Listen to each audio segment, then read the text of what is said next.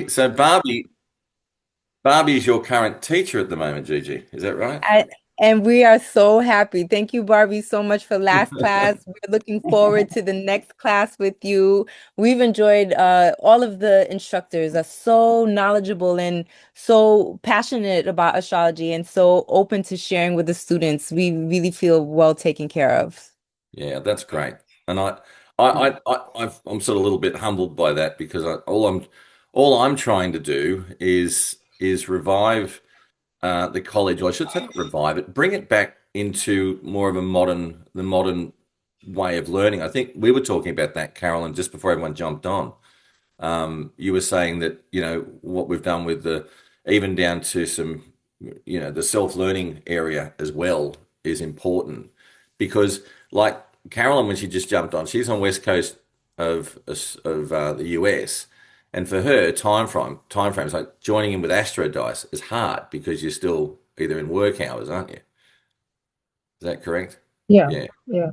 So delineation. So I've just turned around and I said, "Oh, look, it's a bit later today for everyone in the US." And Carolyn's gone, "Suits me because it's only 6 p.m." Yeah, but it's hard for people on the East Coast because it can be kind of late depending on what kind of schedule they keep. Yeah, So exactly. you can't please everybody, but um, yeah, bringing in uh, the self-study certainly makes the school a lot more accessible. Yep. Yeah, absolutely. I'm glad. I'm glad that's how you're feeling. So we've sort of passed the start time because as you can imagine, I didn't know who would turn up. I've had a few apologies. Diane Trimbath can't make it because she's got I think she's at a conference this weekend. And who else? Someone else said they can't make it as well. There's Willow been has an event tomorrow that she had to prep for. what's that? Sorry.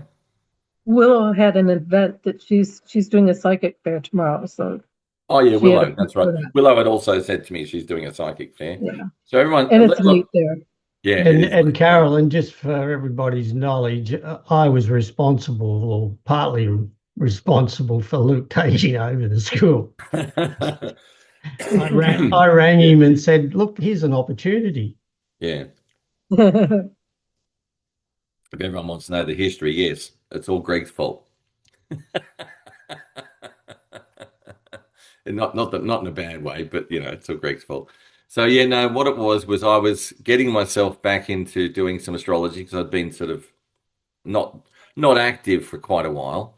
Um, and I started doing what I suppose you have to do, and that is I created myself a YouTube channel, which is still there, but I haven't been doing a lot with it because I've been tied up with this. And I started doing some other things.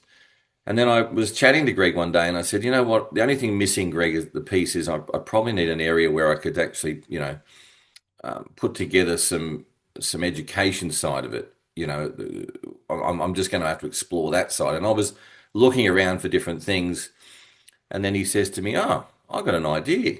Did you know about this? It's not public knowledge." And that's when I contacted Chris, I think it was Chris Turner, who's like Ina's best friend, really. And they chat a lot. So Chris said, "Yeah, have a chat to Ina," and that's how it all started. So it was, and here we are, going on 2 years later. And we So talked about that when we looked at the charts, didn't we? For yes, looking at relaunching the school in your character, if I yes, could that's say it right. in that sense. Certainly did. So, and I don't know if anyone follows the AstroCollege Facebook page, but I also put up there yesterday the launch chart for everyone to have a look at, and which I could probably share. I'll probably have it here, but I'll find it in a minute, and I'll think about putting it up if anyone's interested. Um, and why I sort of chose that. I'm just gonna I'm just gonna boot up. You guys can't see it, but I'm gonna boot up Solarfire in the meantime. And I've I got it use on the second screen. yeah. And have you got it already? Oh no, I've just got the live clock up there. That's all. Oh, okay.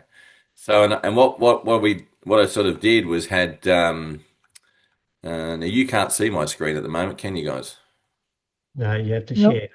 That's good, but I'm glad you can't because I'm finding it in the meantime. Um, So there was, what was I going to say? I can't remember what I was going to say. That's what happens. I get distracted, and then all of a sudden I lose what I'm doing. We were looking You at were the going to chart. review what was on the Facebook page. Oh Yeah. yeah, the Facebook page had the launch charts on there. So, and I've got both of them up here now. But would anybody interested in having a look at that while we're waiting? I Yes, would because I am not on Facebook. Okay. yeah, neither am I. Okay. That's great. All righty. Well, there's Zoom. That's not what I'm looking for. Okay. Hang on. What's it doing? Oh, there we are. Okay. So, what would you like, Placidus or whole sign?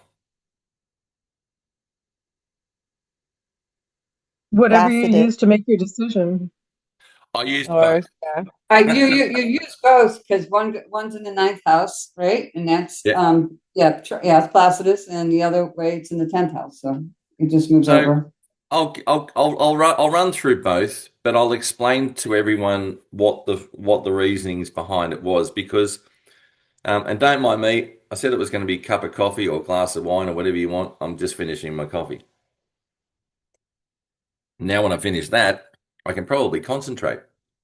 So what we did was I tried to find a day, and it was a fair way out because don't forget I started looking at this back in well, the very original chart we were going to launch with was September 16, 2024, and it wasn't going to work, and it proved that it didn't work. So sometimes when you look at the astrology and the astrology chooses rather than the other way around, if you know what I'm talking about. And so what happened was that eventually I said, you know what, I've got to launch. I can't leave it until, for example, I really don't like, Saturn in Aries. But you can't help it. It's going to stay there for 2.5 years. So you got to work with what you've got. I didn't want an exact Saturn Neptune conjunction. I wanted it to be at least separating and moving away. There was a number of things. And then I looked at during the course of 2026, when were we going to have all planets in forward motion, none in retrograde? If you have a look, there's got no retrograde planets at the moment. These were sort of criteria that I put together. And the other thing was, and it was really important to me, was to try and work out how do I balance out all of this Aries energy at the moment. Great for initiating a new project, great for starting something new, and great for the change. But we're talking about, if you have a look, including Chiron, there's 5 planets in Aries, even in this chart. And just before now, there was 6. There was the sun, and at one stage, there was even the moon. And we can see by the state of the world and the conflicts that are going on that there's a lot of Aries, Mars energy and change that's being driven through. So I thought, how do we stabilize that? And I looked for a date that was going to work. And so therefore I thought, well, I need to sort of neutralize some of that Mars energy. How do I do it? I do it with really positive moon and really positive Venus to try and slow it down a little bit or try and stop it. You will notice something, and I'm sure everyone has noticed, but in this chart, I've chosen for Uranus to still be in Taurus. And it's literally within 2 days. So what we're seeing from this chart is that in 2 years' time, when the progressed Uranus moves into Gemini, we're going to have some other level of change again. That's for sure. But this is what I'm sort of saying to people. What do you think that's going to be? How's that going to play out? Because they're big changes. But if you have a look, I thought, what do I need to do? So I've managed to get a Jupiter sitting directly on the ascendant. Have a look. It's within 4 minutes. And that was important to me because it's also in exaltation. And the moon is conjunct it, which is the public, in Cancer, which is in rulership. So it gives a lot of strength to that position of the Jupiter and the moon. And I managed in Placidus to put Neptune into the 8th house rather than the 9th, which I thought was a nice, slightly better place for it. And I didn't really like, you can't do much about Pluto, but Pluto is sitting there squaring the sun, and the sun will also square Pluto in 3 years' time or 2.5 years' time, which will also bring about a change to the college. So there's that one, and there's the Uranus. We went, well, we know that life's changing pretty quickly. That's not a bad point of evolution because of the fact that if this is initiating change and everything has to happen very quickly, then we want to consolidate it. We want it to change and morph into another form that's going to be even more consolidated. So in this case, we had the sun. It is conjunct the midheaven. I had it closer to the midheaven, but when I did, the degree of the ascendant was closer to squaring Mercury. And I didn't want that square to Mercury. I wanted it to be moving away because with a college, ninth house is great, but that Mercury, Mars, and Saturn, with Mars literally at the midpoint between Saturn and Mercury, I thought, oh, the last thing I want is that sort of level of, conflict. I'd like to use it as a growth component and a change mechanism rather than a conflict mechanism. So in order to balance that down a bit, I moved the sun into Taurus. This is important because that sun is trining my sun. So my sun is at 226 of Capricorn. So it meant that that was a great position for it. It's also conjunct my vertex of my chart. And then we have Venus. So I looked at it traditionally and said, so where's the ruler of the ascendant? In the first, in rulership, nice and strong. Where's the ruler of the midheaven? In the 10th, in rulership, Venus. So what we're doing is we put the Aries planets into a cadent house and into the 8th house so that they still have energy. They still have, you can't get away from it. When you do the astrodynes for this particular chart, the most powerful planet in the chart by far is Mars. Full stop. Just because of its position and its strength. And so therefore I had to contain it, you could say. That's really what I was looking for. And here we are. The sun rules the second house, so we carry good values, and we carry that through into the college. It also means that it could be financially viable, so it stays alive. There's a lot of other things, and even Greg had picked, when I chose the chart earlier, which was around the 12 degrees, this moved that second house degree back to about 21 of Leo. And Greg made the very clear point of saying you don't want to have the next eclipse happening on your second house cusp. So we moved it. We went, nah, get it out of there. So there was a lot of, and Greg, you and I spent hours on this at some stage, didn't we? Haven't we? We spent hours on a lot of charts. Yes, we have. Especially with you and Chris with picking times to launch things. Yeah, we have spent a a bit little of time. chat. Yeah, that's right. So we've had a few.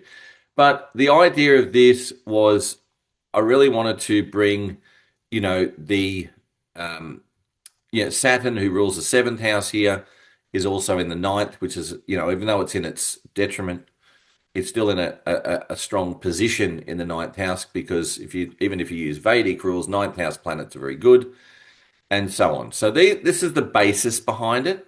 Well, in a Hellenistic perspective, all of the Aries planets are in the 10th anyway. That's right. I'm just going to change to that.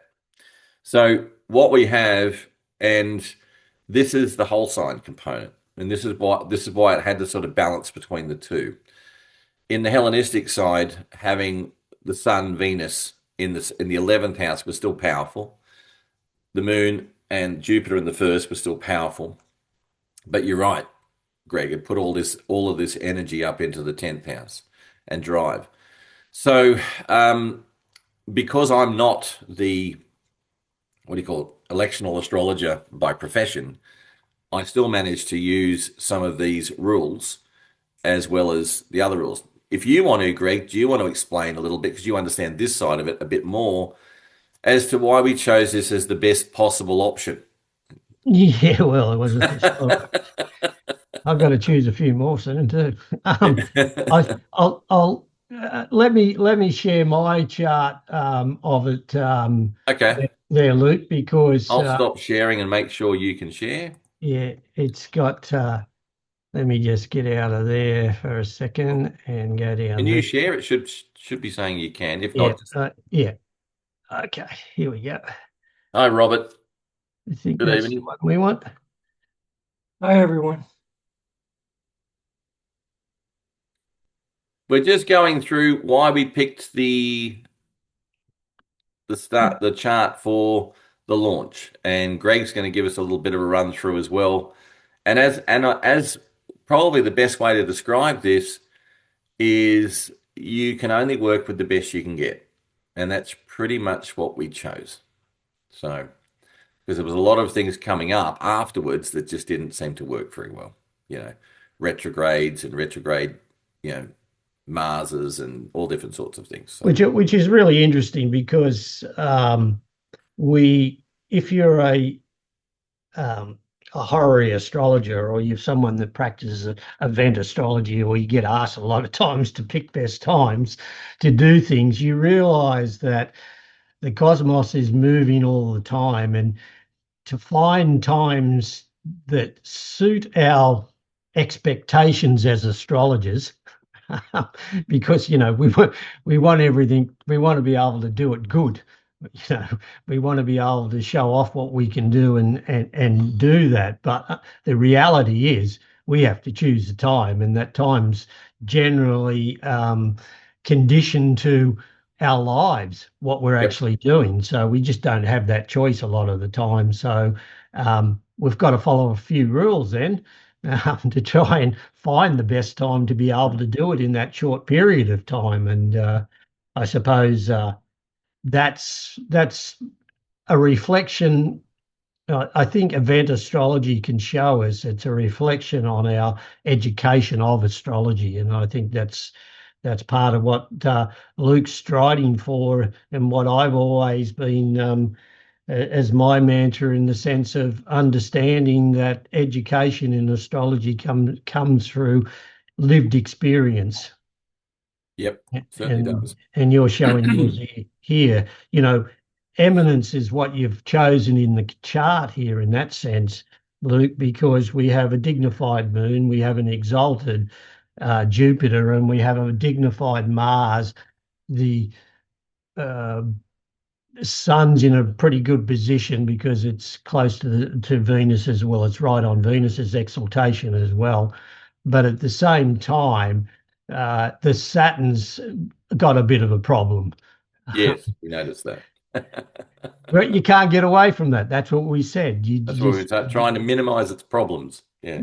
minimize its problems. But a nice trine to the ninth house there, from the Jupiter ruled to the ninth there, which is good. What's really interesting is what I've pointed out, um, of I think it was around the 13th of April, we went into a Kali Sarpa yoga. And if anyone's familiar with what a Kali Sarpa yoga is, um, it's a time when all the planets, or the visual planets, are all on the other side of the nodes. So all of this area here, around here, is not occupied by any other traditional planet. And Other in than Vedic Pluto. astrology, that's a very interesting point. Um,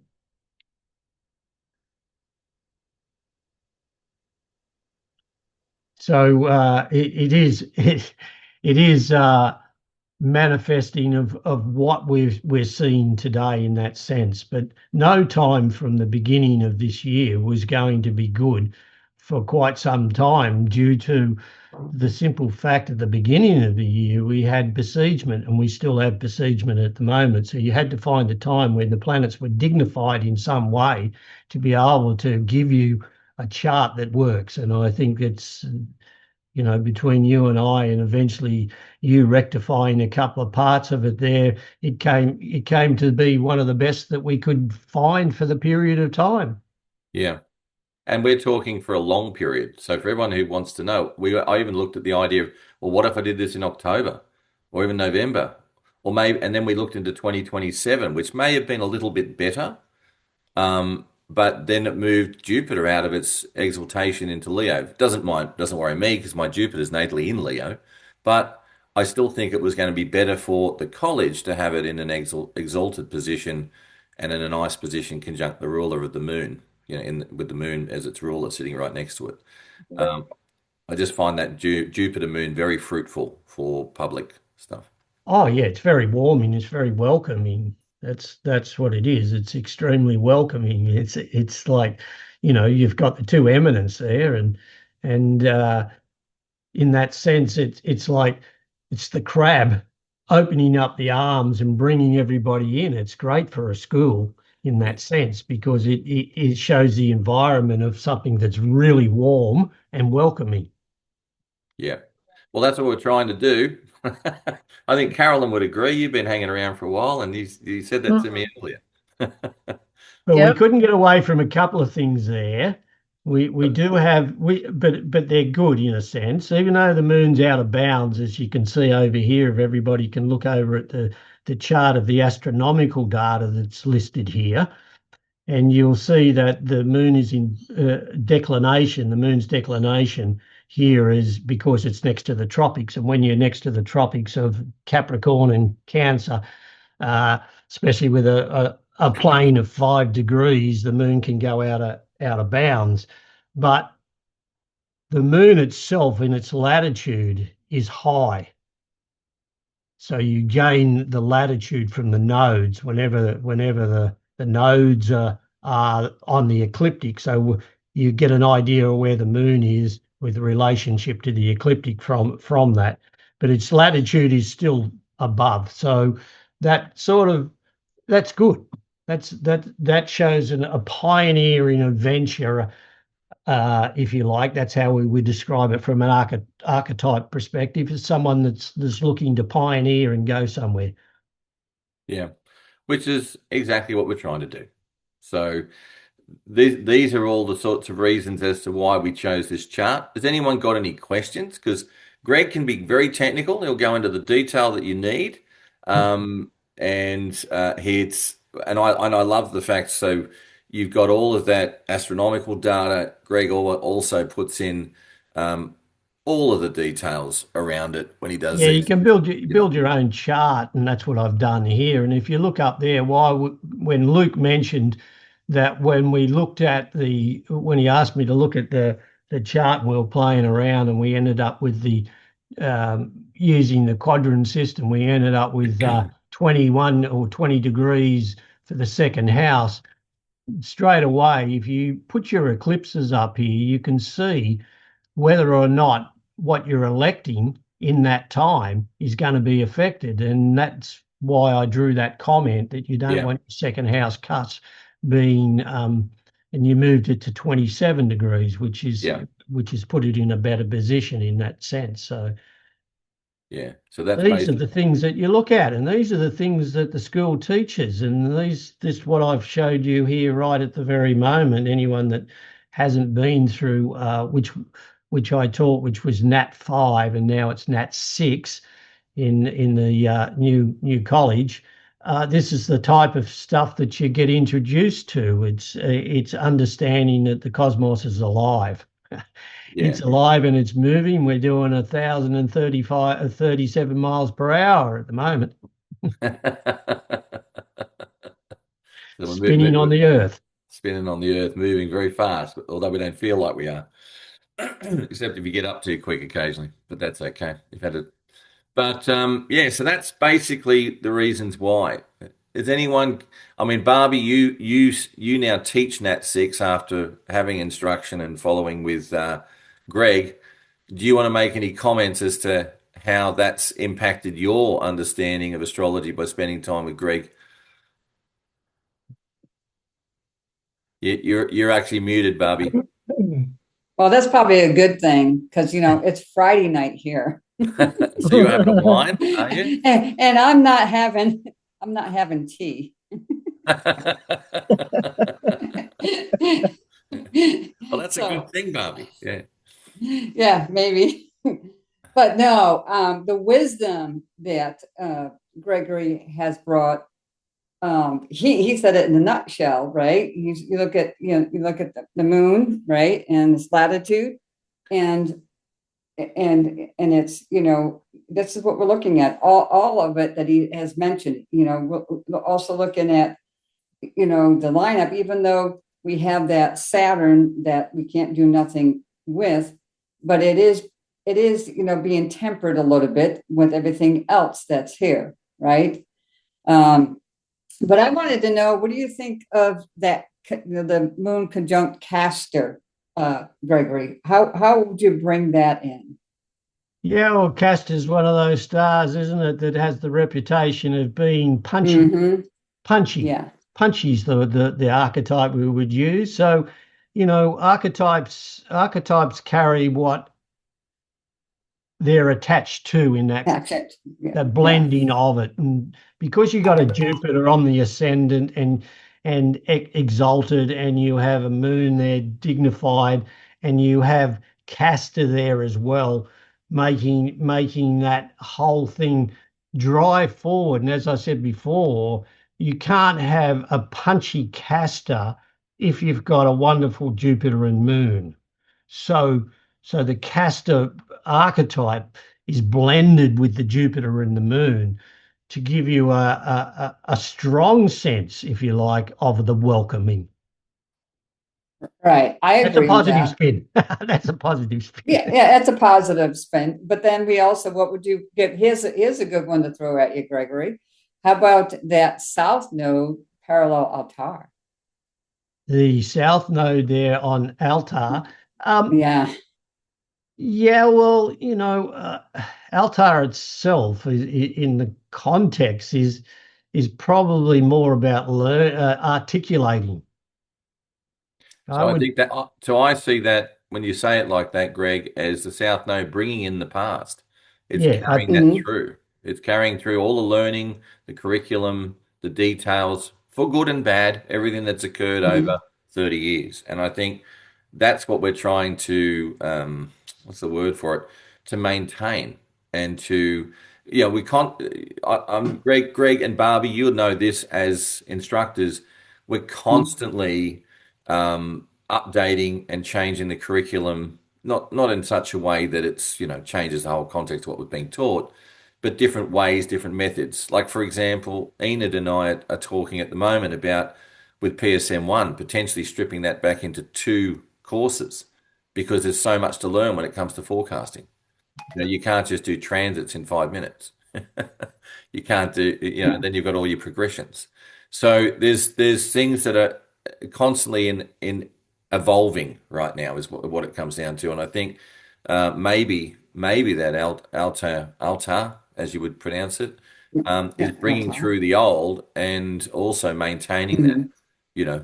That'd be Yeah, my I guess. agree. I agree with that. I have to say, but I but agree with but the other thing here is, Luke, is it's also conjunct Thuban. Yep. And what does And that. that you were represent? talking about the past. You can't get more past than the Egyptian period when the pyramids were laid down. The northern Oh, polar right there. star was Thuban, and it linked to the south node. Yeah, it's showing that the positive cosmological vibe, if you like, is with it because it's carrying through the essence. The south node there, when we talk about the nodes, we talk about the ecliptic. Yeah. And that's a point. A resonance on the ecliptic is the south node of the moon. The moon is the past. So when we're talking about that, and Thuban's included in there, which is the North Pole star from when they built the Great Pyramids, it just shows that astrology has a cosmological link to the sky and it's alive. Yeah. Okay. Has anyone Oh, noticed excellent. also that nodal axis is stationary? Mm-hmm. Yeah. How do you feel that would impact, Greg, being stationary on those points? Yeah, well, the points that it's on and the points that it's making to the planets there are interesting because when we talk about nodes, ascendant and mid-heaven, we're Yeah. talking about residents, if you like, locus of positions. They're not planets. so to Yes. say. They're not got degrees that are of embodiment of something that is actually taking place going around the sun. These are specifically directed towards us as on planet Earth, geocentric. So we see a midheaven and we see a ascendant, and they're points of resonance that we say they're the angles that are facing us in any particular moment. So they're really strong. They're connecting us to the greater of what we see out there from a geocentric perspective. So the node itself, in that sense, of being a residence, a point in time, it has on the it is the ecliptic. So anything connected to the ecliptic is unconscious that is going to unfold as planets resonate over those degrees, if I can say it in those Yeah, terms. and if you have a look at it, you've got an exact sort of sextile and Trine. trine to the midheaven. So Yeah. So you got to it's try and from Mhm, the south mhm. node to the MC, and the north node sitting in the ninth place with Jupiter exalted and the moon trining that ninth place. In that context, the north node's showing where you're going, and the Pallas Athena with the Vesta up there as well. This is sacred knowledge. This is sacred knowledge that is getting taught. And, that's a resemblance of the nodal structure as being unconscious that is waiting to be born to be conscious. which is great. So Okay, and then I could add for that sun at O2 Taurus, and this is given Linda Hill's Sabian symbols. So we really would go to 3 on that, yeah, right? you would. Yeah, That's yeah, right. Yeah, you would go to 3 on that. So let yeah. me, because and when you go to her 3, it takes you actually to 4, but you don't really want to do that. No, you just So want to read to- 3. Yeah, you want to read the 3. A pot of All right. gold. Yeah, it's a pot of gold. That's why I said it's a pot of gold when it's a pot of gold at the end of the rainbow. Okay. Yeah, Yeah. and you know why it's the pot of gold? Because it's the exaltation of the moon, and the moon itself is fortune. Mm. So our lives are in some way tied where the sun is spirit. And fortune too is that's why in horary astrology and everything else, the moon is like you want that moon to be doing something for you because it brings fortune. Yeah. Well, I think you guys are all describing It's the why we promises chose the of chart. riches. The promises of riches. That's a good one. Yeah. So there's all your answers. The other interesting thing is, I think, Greg, you always said it's really important to determine say, for example, me as the person starting this, the connections this chart has to my own chart. Oh, absolutely. So just so everyone knows that Venus is conjunct my moon in my chart in the chart. That ascendant is sort of it's a wide opposition to my Venus. But things like that sun in Taurus, as I said, it's conjunct my vertex and trining my sun. What else have we got in here? The only thing I couldn't get away with was Mars as opposing my Mars. Mm. And I wasn't real happy about that one, but I went, and everyone who looked at the chart independently, everybody, Greg, I think when Reuven had a look at it as well, because he's a horary astrologer, learning under Elena, everyone's turned around and said, "Oh, so you want to get busy, do you?" And I said, "Well, no, I prefer not to, but yes." Well, you're always busy. I Yes. don't think you sleep. Well, I try. This morning I didn't want to get up. I can assure you. But anyway, I have those days. Have those days when it's like you wake up and you go, "Oh, is the alarm going off? Oh God." So yeah, and other times I'm up and about without a problem. So yeah, it was interesting. But anyway, look, that is sort of a good overview. Has anyone got any questions around that? Because what I was thinking of doing just quickly, and as I said, this is really just, and I'm glad it's working out the way it is. We've only got a few people in here, but this will be recorded and other people can have a look. But it really was about and is about just having a casual chat, a celebration to say thank you to everybody. And just as part of the 3 days are unfolding, I'm getting a few inquiries. I've had a few people, I think. Anne, where are you? Are you still here? She's here. And sort of joined the community sort of the community education program, which is more, getting access to all the video library. So as that, she's one of them. There's a couple of other people who've done it. I'm meeting with, does anyone remember, Greg, do you remember, or Barbie, do you remember a lady called Chrissy Kinsman? Kingsman. Ki- Kingsman sounds familiar. Kinsman, I think it is. Kinsman. Kinsman. Yeah. Is Well, she from anyway, Australia? No, I think she's from the US. I'm meeting with her next week because she wants to finish off her studies. So what's happening, a bit like you, Gigi, people are wanting to come back and finish it. They've started, but the idea of what I identified as the major issues was, one, people start and then life gets in the way. People start studying and life gets in the way. You experienced it yourself, Carolyn. You had Mhm. a situation where you had to move state. And when that happens, and especially if it happens with people, in the middle of study, you let go of something, and then you find that, and we're frozen on Carolyn here for a minute, but She's frozen. now you're back, She's Barbie. You've frozen. taken She'll over. be That's okay. But so what's, where was I?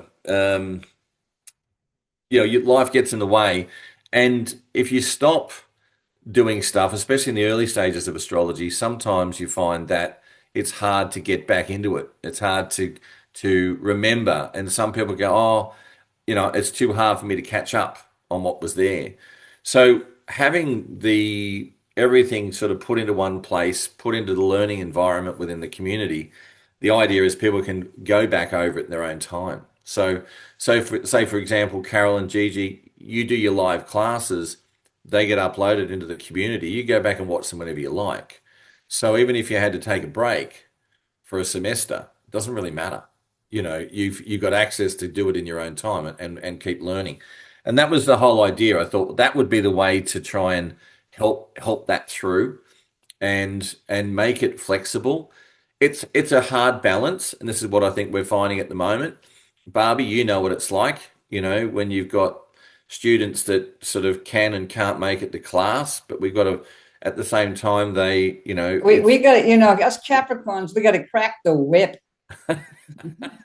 No, it's got to be like the old days. I mean, if you didn't go, you got a point taken off. And if you were late, you got late homework, you got a point taken off, or two or three. Yeah, I remember those days. Yeah. Right? So the thing is that works and doesn't work, and that's part of what's worked. And You've gone too soft. That's, I think, what's happened. Well, maybe everything. that's the Cancer rising of the new chart. That's what it is. I've gone too soft, hard shell, soft center. But Yeah. I don't. But, So what I'm getting at is, my point is, this is still going to evolve. It's still going to grow, and we're still going to, get to the point where we need to work through it. But the more people we have coming to join along to learn, the better and the stronger the community grows. I don't know if anyone's aware, but we've now got 262 or something people in the community. Wow. And I have a feeling that it's going to grow exponentially. I've been sitting there for a while. So it started off just little bit, and now we're sort of getting a few people a week joining. And I think by the time it gets to that 300-400, I think it's just going to start going boom, boom, boom, boom, boom, boom, boom, all the way up. That's what I sense is going to happen. And all of a sudden, before I look at it, and all of a sudden we'll have 500 to 1,000 people in there. And yeah, I think what you need to do. Sorry, what was it, Go ahead, Carol? Caroline. Oh, are you talking about the online community or the Yeah, the Facebook online community. No, the online community. So Yeah. if I was to, My thought is with I'm sharing and what I quickly. see. Oh, Only me. Don't worry, you keep going. okay. Well, my thought is this: is that the internet, and Facebook and social media, it's become old. And if you don't get into somebody's faces, I know, like, you need to get to a college, a live college, or some places where you can show the setting of what you have online. Yeah, exactly. So we're looking at a few different things. So there's a lot of stuff. I'm just showing you here. There's 262 members now, and growing, which is a positive. But the other thing with the community, it's for everybody. So people can make comment, people can communicate with each other. It's not being used to its full advantage right now. That's one of the strong things. People have access to it, people can see stuff, but if you get in there, you can communicate, you can ask questions, you can put things on the notice board, the discussion board for people to see and come back to. And I think as time goes on, that'll get used a bit more. But it's always been in the background, sort of just slowly growing, but it also means people get access to whatever they want to do. Um, I think realistically, what I was just going to quickly sort of jump in on, and that is that Barbie, you're a part of this. Um, just new stuff we've got coming along. I will talk. Greg is going to be doing some what would you call it? Not to, we're going to do a seminar together soon.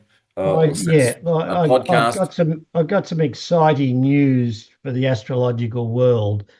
Um, and the name of the title of it is Towards a Living Cosmology, Numbers Cycle and the Celestial Order.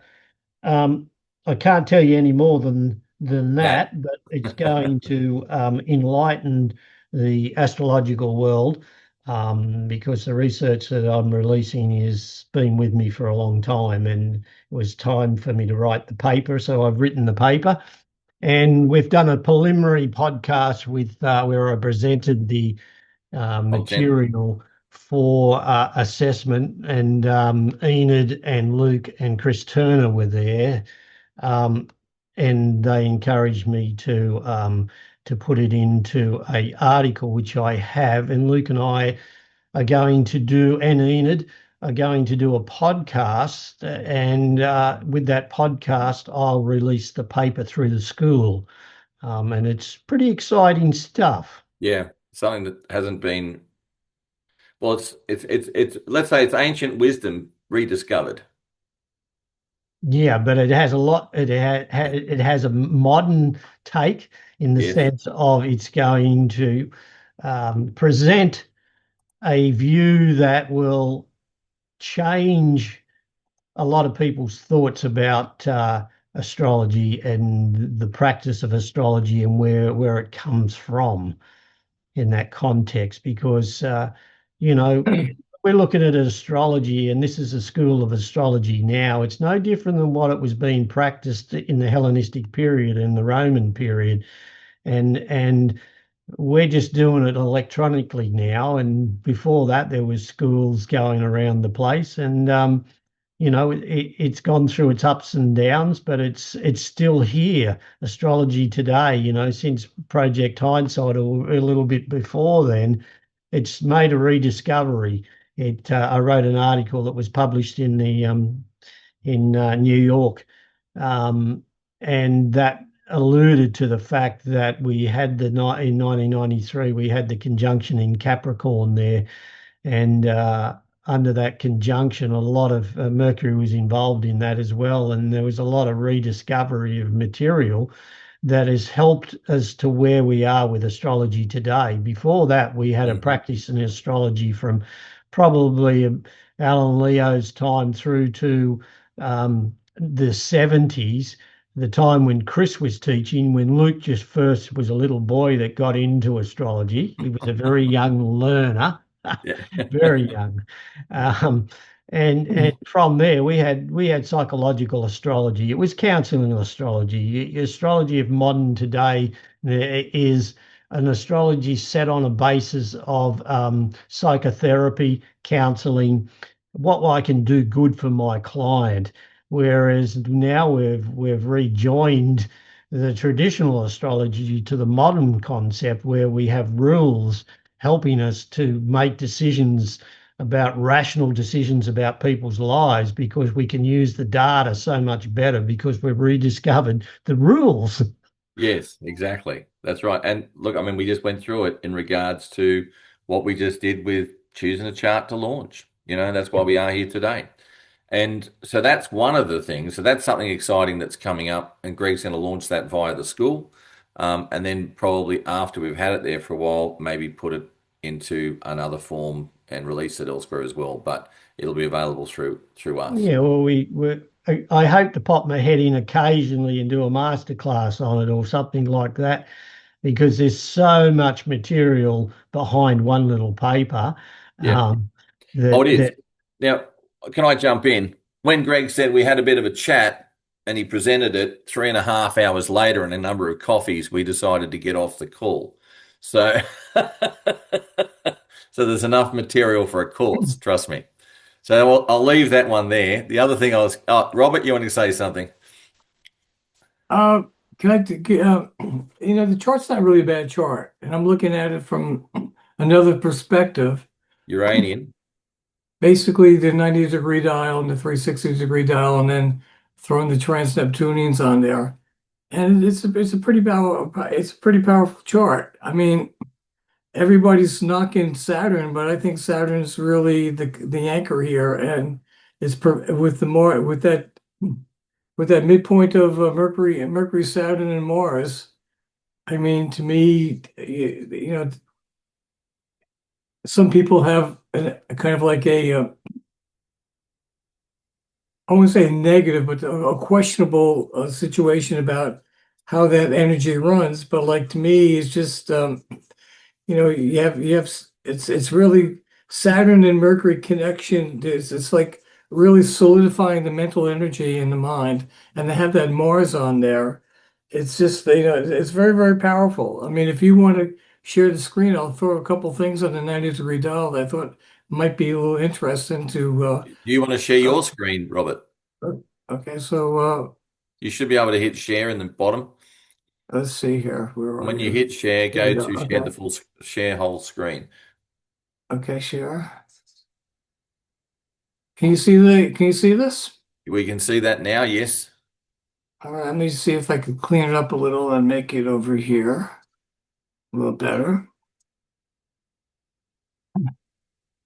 So the first thing, this is without putting any of the trans-Neptunian planets on, but when you look at this perspective of the 90-degree dial, it's really cut in thirds. It's really based with all the cardinal signs, the fixed signs, and the mutable signs. Now, just And can you stop for 1 sec, Robert? Just so everyone is aware, this is another form of astrology, a bit like cosmobiology, but it's come from it's a German form of astrology, isn't it, Robert? well, it was developed by a man named Alfred Witte in the early 1900s during World War One, and it's a little like cosmobiology in this also, but what it's really shown is when you look at a regular what we call the Yeah, pizza pie chart, yeah. you don't see all the midpoints and all the how things are connected and what sort of situations are tying into one another. So the first thing I see right here, if you put on the Aries axis, which to me is 0 degrees of the cardinals, is a very, very prolific connection. And right away you're connected to the nodes. So to me, there's a lot of stimulation and energy. Here's the nodes right here. It's like on a 22.5 degree dial. Um, I could break down things a little easier, but well, anyway, you can see like a lot of planets are in the cardinal hemisphere. So to me, you're kind of like being venturing a new form of education in astrology and connecting it to the world and bringing the connections with the nodes. I think it's going to do very, very well. You have if you look at the ascendant with the Jupiter ascendant, it connects with well, this is that's Pallas, and But more importantly, you have the Saturn and Chiron right on that axis, which to me is very, very important because there's a way of I mean, I think the object here is to really do a lot of healing in the world and through astrology and kind of like using the Saturnian experiences that we all go throughout life and trying to really learn from that and to really grow and to make a good structure of rules and if you want to look at as far as like bringing the karma into the world. But more importantly, when I throw in the 90 the trans-Neptunian planets, it brings on a whole perspective of certain things. And so there's 8 trans-Neptunian planets. I could go into certain details at some point in time, but I'm just going to put out a kind of like a connective a couple things. To me, this axis over here with the Mars midpoint, you see it's right with Mercury and Saturn and Mars, and it's connected to the Moon and the Aries point. Aries, which is really the public. So I mean, like Chris was saying, Mars is like this is a very Martian chart in a way. It's very powerful in many different ways. So I think that's a very important aspect or connection. But then if you take the trans-Neptuni for astrology, which is really uh, Apollon and Uranus. Let's see, is that right there? It's connected to Neptune. And to me, that has a lot to do with uh, what we kind of like want to do as far as with where's the Neptune here? It's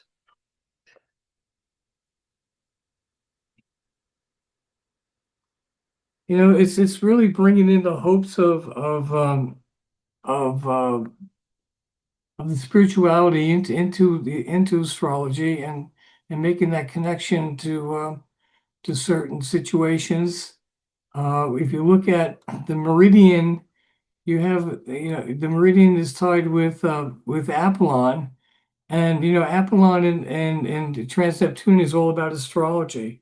So to have that Apollon right on the meridian, to me is connected, and what does it hook up with? Uranus.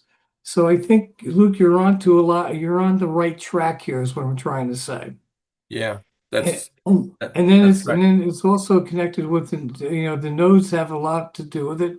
But then you have Admetos with Mars, which is really going to the foundation or going to the creating a very prolific foundation for an astrological college or school, if you want to look at it in that point. Which is great. When you Can see you do these me a little favor? dots, Can I'm you throw sorry. the can you throw the when you get a chance, throw the arrow on the moon? I want to see what its influence is on the moon.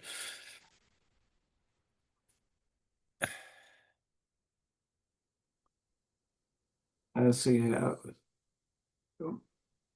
Well, you have the Pars Fortune is with the vertex, which I think is very, very interesting. But also you have the Mars, you have the Sun Mars is right on that moon axis. Hmm.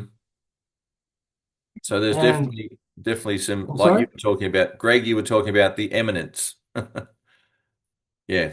So that Mars Sun, it's like a to me, I see Mars Sun as, victory. It's the power Now, couple. It's a now this is a driving very force. important connection here with Chronos. You have the moon Capito with Chronos. And Capito is like is a connection, it's a group, it's like a school, it's like a people of it's a community. And to have that Chronos there is basically you kind of like are striving to be, the master of, of what you're going to be doing here with, with this college and your ambitions as you go forward. there's a nice connection with the nodes and the vertex.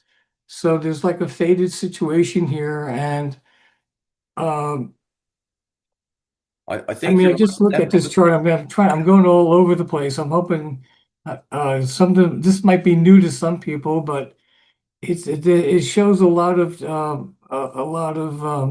positive things that maybe or things that you don't See in see the when you regular look at the chart. regular 90-degree dial. Yeah. Well, I Yeah. think that's great. Anyone want to, because this is different to everybody. Carolyn, you would never have been exposed to this yet, would you?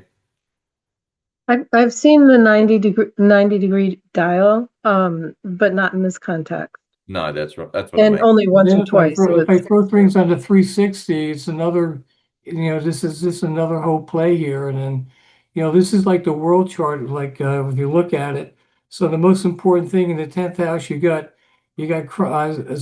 Hades and Kronos, which is really they're running together in Cancer for the next 20, 30 years. And you can see a lot of um, falling with the government, with certain governments like collapsing and certain people, um, having difficulties, but also Hades, besides being very, um, going down to it kind of like rules the waste and death and murder and some other things, but it's also antiquity. It's the ancient occult that comes into play. And to have that Cronus there is very, very important. And it's also connected with the moon, Jupiter, the ascendant, and Hades, and Cronus there in that 10th house, which to me is very, very significant to what you want to do as far as being, having, uh, to be teaching or having this college here, and to have you all the planets like in the 7th house. I think that's really, the students or basically your the people that would be interested in joining the school. The nodes are connected pretty well, and I just a little thought I'd share with you about certain things, and No, that's I'm great. sure at some point in time we're going to go. I mean, does anyone have any questions? And we got any questions for Robert? But you could also put in your Hellenistic interpretations with this, with the planets and Of looking course, at it's a resonance. That's what it is. It's playing with the resonance of a geocentric Earth view into the cosmos, and what you're doing there is just simply playing with those resonance, those degrees, those positions, if you like, and it just reinforces that astrology within itself. Whether you're looking from a Vedic position, a Hellenistic, a modern, or even uh, using Uranian or the 2022 model here, the the idea is that we're all connecting to something through a different way or means, but arriving in exactly the same place. Yeah. And I was trying to get Michelle to find out where she's at the moment and jump in and have a look at the vibrational side. Because when we went through the picking of the chart, I also asked her to look at all the vibrations through her software. And it came out very, very strong. I can't remember what it was now, but I do remember that the planets very tightly being held together. I think from memory were Jupiter, Mars, Pluto, and Uranus. I think it was. I'm not too sure. I might be wrong. Might have been another one, but it was, and they were very, very close in certain vibrations. And they also indicated literally what you've described, Greg, and what you've described, Robert. There's this very strong sort of fated component, but a lot of power to drive it into helping the public, and that's really what the goal is. Now we're just going to make it happen. We've launched it. Now we're going to make it happen. Yeah, and the whole idea here is whilst we're showing some advanced techniques, if you like, and some advanced astrology, there's nothing like first learning And that's what the school's about, is getting a concrete handle on Basis. That's structure. exactly right. And that structure is based on archetypes that are represented by the planets, and then we have the geometry that fits into it and the astronomy that fits into it to enhance that and enhance um, our archetypal story that we narrate. Yeah. Now, Barbie, have you got your vibrational software there? Are you still having your wines and sort of hiding behind? Well, I am, but I'm trying to do it on another computer while you all are talking, since Yeah, you that's what mentioned. I was just thinking. I Yeah, thought, you know, yeah, look, worst case scenario. yeah, The reason I mentioned Michelle was because I'd actually had her sort of, she might have remembered off the top of my head, off her head what we were looking yeah, at. But yeah. I'll you see could if I probably, can run something. Yeah, all I'll right. look So at it in a minute. If you chat here, I'll all see what I right, can not a do. problem. Okay, just one other thing I want to point out. The Uranus Pluto midpoint is right on Poseidon, and basically with Uranus Pluto is mutations, jumps, or to leap and bounds, or changes and transformations, which start suddenly, but it's the development starts with a shock. It's also inventions or changes in the field of technology and surprise and unexpected turnarounds or developments. But with Poseidon, that's like the higher octave of Neptune, and it's to really gain surprise and insight and clarity into mental and spiritual matters. So Yeah. that's another little tidbit Well, I can there. see that where we're really heading down the track, and this is sort of leads me to the next I'll part, what stop sharing Barbie's my doing sheet. it, is that we will be starting, 2027, I say 2027, that we will be introducing a Jyotish program for teaching Vedic astrology or Jyotish astrology with Aswin. And we're also going to revamp the teachings of Santino, David Cochran, and Barbie and Michelle will be running that one into 2027. And also, what I'm excited about, and I apologize to Susan Goodell if she's listening, because I still haven't got back to her. She sent me a framework, but we're going to start looking at teaching astrologers how to do and focus on financial astrology going into probably try and run that one around September. So because it's all a matter of finding the right windows and being able to do it and building up those sort of courses.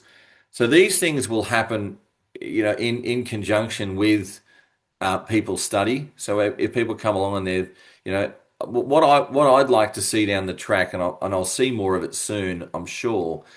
That is the idea of here is it's not just a college to learn your foundations. It's a college for professional astrologers to come along and share or to teach mini courses like you, Greg. You're coming along to do some teaching. Robert, we might get you in to do some teaching of Uranian stuff, or even if it's short courses, mini courses, so that exposing people to many different types of astrology. And that's part and parcel of it. And we try and keep that moving and going at the same time. Um, I know for a fact that there'll be more on horary and electionals done with Elena, and also with Reuven. We'll be doing some more on that one as well, and how it all works together. So there's a lot of stuff coming, and it's all in the building, but at the same time putting the building blocks behind it. Enid Newberg and I, especially Enid, is doing a lot of work in making available the self-learning versions of the NAT courses, and then we'll slowly move into the PSM courses as well. So in the coming years, this will become something of a legacy and somewhere where people can come in. I know what's going to happen. People will come in, they'll want to do the self-learning components, they'll start doing it, and then they'll need to jump into live classes. They'll need to jump into, like Barbie, I think, is it next week you're starting to learn, you'll start doing the Q&A sessions for the Nat 1 people. So it will be, those who are doing that yeah, one at the moment in the self-learning component can jump in once a month and do Q&A sessions around that as well. So the idea is we're just going to expand and expand and expand down the track. And the most exciting part I've found, and that's why I wanted to let me just show you all just quickly. I'll find it first. I know I found it already. There you go. So let me just share quickly this. What we're doing, which is really, I find one of the most exciting things, is here's Michelle Marie's website. Okay, I just jumped onto there. This here, everyone can see it. What's vibrational? Book a reading. The whole website here is set up. She's got a video on there, which I think I created. And I can come in here. Let's say I wanted to book a reading with her. I want questions to ask, a discovery call, or an in-depth reading. If I click on that, there's her calendar. So she's got one 30th coming up. So we're talking about her times when she's available. She's available in May at these times. If I click on that one and I go select, then she'll collect the name, your birth date details, birth time, try and get it exact, birthplace, and then you can pay. What you're seeing here, in essence, just so everyone knows, is a hosted website by the college. So this is literally, what have I done? I've stuffed something up because I've got the whole thing going. So this here, we are now able to host websites that have all the functionality of what we've got at AstroCollege on our website. So you can see you've got a store, you've got, what we did, what made me work it out was that I went to the trouble of, we were going to run, book a consultation through the website, through AstroCollege. And we still will do that, but it will be for a student clinic. It'll be a little bit different. But if you are, the idea of it, and Greg, you would understand, Robert, you would understand, Barbie, you would understand. As astrologers, we're not techos. Other than you, Greg, you're a little bit of a techo. You can build your own website. But generally speaking, most people are not techos. This here can be built fairly easily with template stuff, but it's also the whole platform. So you get your store, your, blog page if you want. You've got your contact information. You've got shop integration. You can actually have your own learning environment. You can have, you name it, it's all in there. What you see, your email campaigns, email marketing campaigns. Which is great, Luke. That's the whole idea, to be able to give people not just the education, but also give them set them up for their access business, to be able to help themselves to be able to do what they're going to do. And professionally, that's the way to go. Listen, guys, I've got to go. You got to run? I've got to run for the moment. Okay. Thanks for your time today, Greg. Yeah, if you guys are still around in an hour or more, I might pop back in. Depends if we're here for that long, but nice to see everyone, and looking forward to bringing in a fair few people with the release of our new information. Yeah, which will be great. Thanks, Greg, for all see you guys. Love you, Greg. Catch you soon. Bye. See you, mate. Barbie, how are I'm you gonna going? head out as well and grab some dinner. What's that? But I said I'm gonna head out and grab some dinner. Yes. What time is it for you? It must be getting on. 7 o'clock. 7 o'clock. 7. 7 o'clock, and I want to rock. Got to get about belly full of beer. Yeah, I think we all want to kind of rock here. Yeah. Well, it's Friday night in the U.S. Yeah. So well, Carolyn, if you need to go, that's fine. And thank you so much. All right, all the best. And Barbie, have you got anything you can share with your? I'll share something with you, but I also want to show you that you said about being techie.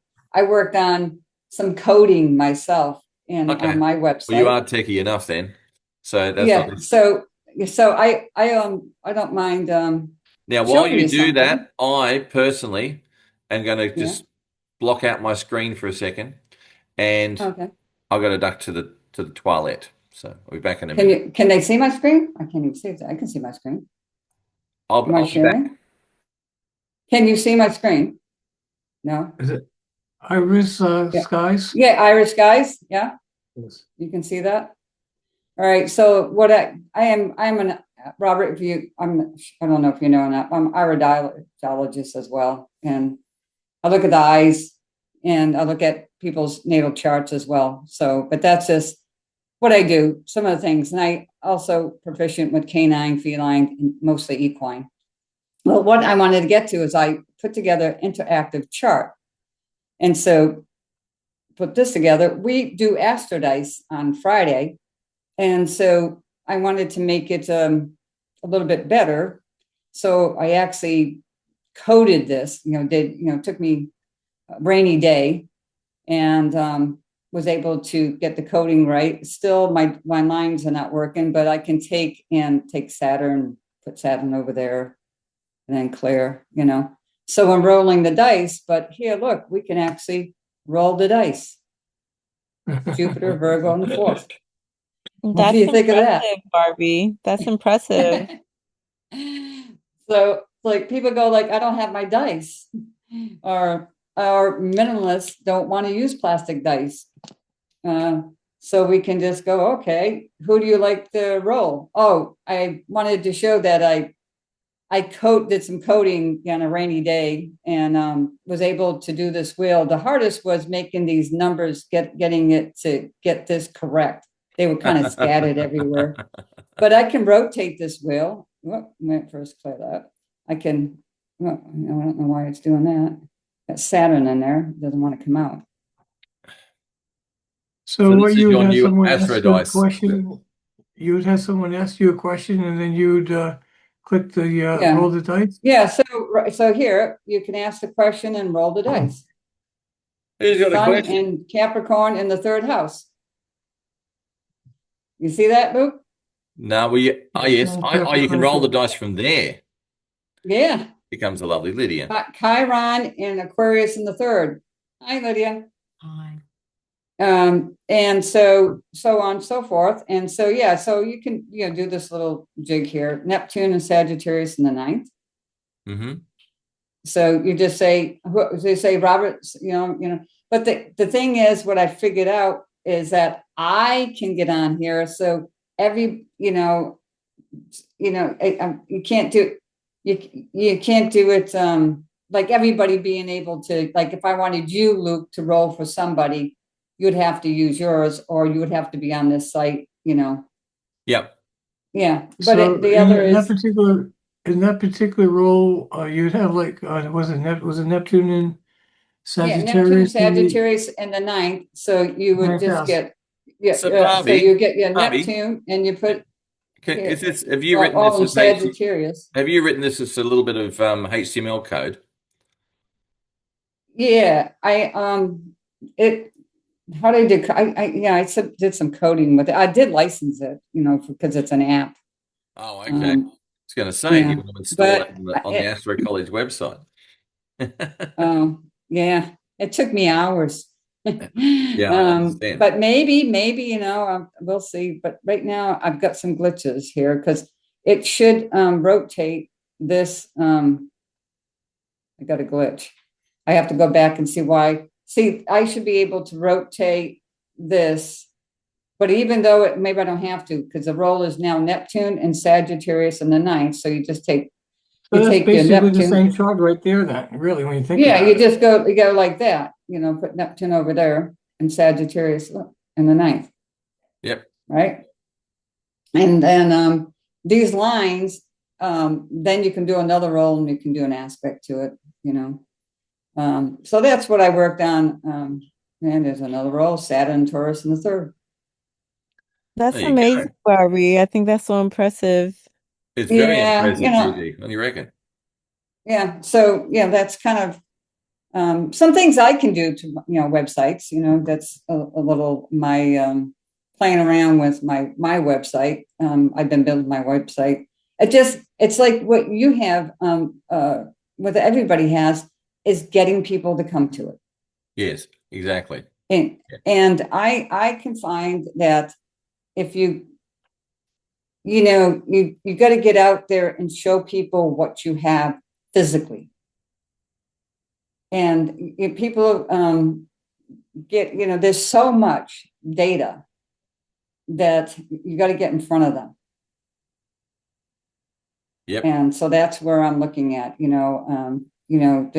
I have to say, I've been in business in real estate for 17 years. I was my own broker owner. And how did I get my agents? I went to the cafe. I went to at my dentist's office. I got the lady behind the counter. Hey, you want to make some money? Come with me. You got to get out there and get in their face. You got to knock on doors. That's Yep. the way I look at it. I can agree. But yeah, I mean, that's just one way of looking at things, but anyhow, let's get to the serious part here. You wanted to know, let me just put this in a different house. I'm gonna bow out. It's going on 10:30 where I am PM. So okay. so nice. Well, thank you so much, Gigi, for visiting. Yes, of course. I'll see you on. Are you over there in New York time zone, Gigi? Yes, I am. Yeah, Robert's the same, but he tends to be one of these night owls. The night owl. No, I'm working. I'm working Well, I'm tomorrow. gonna have to so jump All off right. soon Well, you because I take have care, something to Gigi. leave. All We'll see right. you Have a soon. good evening. Yes. All right, Thank you. you too. I'm going to be bowing out pretty quick, but I wanted to Yeah, show that's you fine. here. What did you have for the date for the launch? I don't think I have this right. I have this 23rd. the 23rd. All right, Is let me that just the edit. chart? No. I was gonna say. It's 23rd of April. Yeah, 20 at 12:30 p.m. Exactly what you've got there. So it's just one day earlier. All right. So let me put this in a K wheel. Okay, so I learned from Linda Berry, right? And there is, and we can go up and do into listings, and I can go into harmonic pattern listings and all that.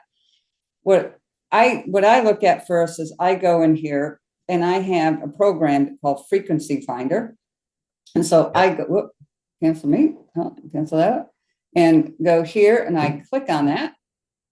And then it runs the frequency of this chart. Mm-hmm. And that's the bird's eye view, right, straight away, what you can get. And you look at the first three. And so we have a 24, 11, and 1, right? And so when we look at the first one, the 24, it's more about collaborating with others in direct in a harmonious way. Harmonious way, yep. Yeah. Okay. And so when we look at this 11, well, that 11 brings in some restlessness and movement and seeking and just intensity. It's more musically dynamic. So that's music of the spheres. That's kind of good. Right. And 1 is, we know what that 1 is, self-directed identity.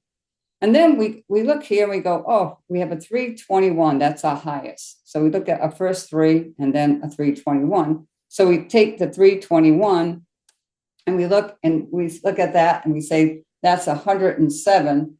I don't know if I got, I have some cheat sheets because, if I have to remember 1,000 different ones, 107 is persistent pattern, a seeker unveiling what's buried in others' stories. Yeah. Right. And it's times 3. So that's, so you think about that. A persistent pattern seeker unveiling what's buried in other stories. So that's pretty straight on what you're doing here, Yes, exactly. So and do you have the capacity to see where show the actual chart of that? Oh yeah, I mean the 11th vibration. Because you said the 11 vibration. Yeah. So then what we would do, we would go here to we go here to the harmonic vibrations, right? Yep. And we can put in those vibrations. So 11. Okay. So that was 107 times 3 was 2. What was it now? 321. What it is? 321? 221. Yeah. 321. 321. Yeah, 321. Okay. And so we can look at 321 and we can put it back in a K wheel. And because I don't have mine settings for that. And so in here, when we look at the 321, we look at this, we call this a blob, or, when they're, you all call it conjunctions, but, Linda Berry, she names them a blob. So you have this. You got the Moon, Saturn, and Uranus, and Venus, and Pluto all together here, right? Yeah, and that's a conjunction in vibrational because they're all yeah. together. We call it conjunction, but here it's in our conjunctions, right? We get bigger orbs, right? Yeah. And so we have Pluto, which is obsessive and compulsive, and Venus is about beauty. Uranus is going to be spontaneous, and Saturn is it gets down to the essentials, what's going to last of the past. The Moon brings in the past. They're all in Leo. Do you take into account the sun or just the planet? Yeah. So we don't look at those. I think if Marie would go over a little bit of that. The signs we go more in compatibility when we're looking at compatibility. So we really can look at the planets and what the planets are doing. And this is a unique structure. You got Uranus and Saturn, very unique structure of this beauty and being obsessed with it and bringing in of the past. Have a look at that Mars and Jupiter over there. It's an exact sextile. Okay, well then you have this Mars and Jupiter, right? And so Mars wants to take actions, wants to achieve something big. You want to achieve something big, right? And you're pretty obsessive about it. And you did bring in a lot. I mean, you think about the website construction you did, right? And all that. You did it in a very big, achieving way. Right, you achieved that in a big way, and you were pretty obsessive about putting it in a unique structure and bringing in some of the past. You brought all these people in the background to come in and talk and tell their stories. So if I was to look at, I have one other place I can look at something that's really interesting. And I know, Robert, you're probably getting tired. I don't know about you, but I'm usually probably. I think to be quite honest, Barbie, I think we've exhausted everybody, and I reckon it's time to hang up the boots, as we say. Yeah. No, hang up the boots. Yeah, no, that's good because tomorrow's another day. And hey, so Robert, before we go here. Before you keep going, I'm going to stop the recording and say thank you to everybody for attending today and those who are watching this later, because it's going to be quite an epic sort of video to watch. I'm not sure exactly where I'll put this to start with, but it may be on YouTube or something like that, so people can go through and watch it in their own time. But I just wanted to say thank you, everyone, for being involved. Robert, for your support. Barbie, for your undying support, really. And all the people who attended. Greg and his input today, I thought was very, very great. Very, very good. And we did it was excellent. Chart. So, and Barbie, you've been one of Greg's students. You know what he's like. He's awesome. He's awesome. He's full on, but he's a great guy. I love him. All right, I'm gonna sign off, and then we can chat for a minute. All right. Okay. Yeah. Just for a second here.